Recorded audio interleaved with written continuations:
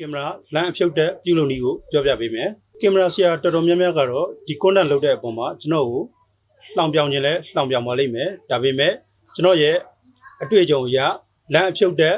လိုတဲ့သူတွေရှိတယ်ဆိုတာကိုကျွန်တော်သိပါတယ်အဲဒါကြောင့်မို့ကျွန်တော်ဒီ content ကိုလုပ်ပေးခြင်းဖြစ်ပါတယ်ကင်မရာတစ်လုံးကိုကင်လိုက်ပြီဆိုတာနဲ့လမ်းအဖြုတ်တဲ့လုပ်လို့ရတဲ့ကင်မရာလားလမ်းအဖြုတ်တဲ့လုပ်လို့မရတဲ့ကင်မရာလားဆိုတာကိုကြည့်လို့ရပါတယ်လမ်းအဖြုတ်တဲ့လုပ်လို့ရတဲ့ကင်မရာတွေဆိုရင်တော့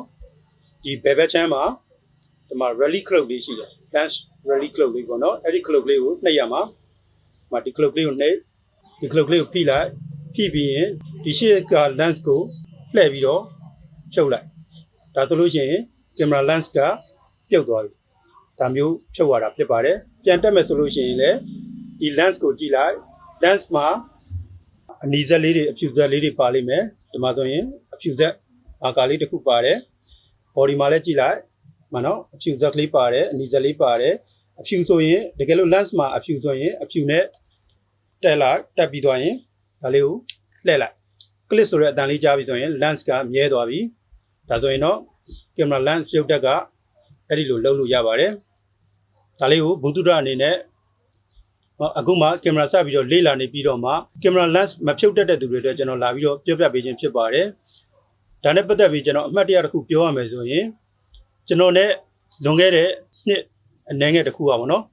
အလုပ်အတူသွားပြီးတော့မှလုပ်ခဲ့တဲ့ဗီဒီယိုဂရာဖာတဦးကကျွန်တော်တို့ဒီလိုမိုးရင်းချိန်ကြီးပဲခရီးသွားကြတယ်သွားရင်းနဲ့သူ့ကင်မရာမှာရင်ငွေတွေရိုက်တော့သူကကွန်ထူးနိုင်ရေးတဲ့ဒီမှာကျွန်တော်ကင်မရာတော့ရင်ငွေတွေရိုက်နေပြီတဲ့ဘယ်လိုလုပ်ရမှမသိဘူးတဲ့ကင်မရာရိုက်လို့မရတော့ရင်ငွေတွေဖြစ်နေတော့လမ်းထဲမှာရင်ငွေတွေဖြစ်အဲ့နဲ့ကျွန်တော်က lens ကိုဖြုတ်လိုက်ပြီးတော့မှအဝိတန်တာလေးနဲ့ရင်ငွေကိုတုပ်လိုက်လို့ပြောတော့ तू က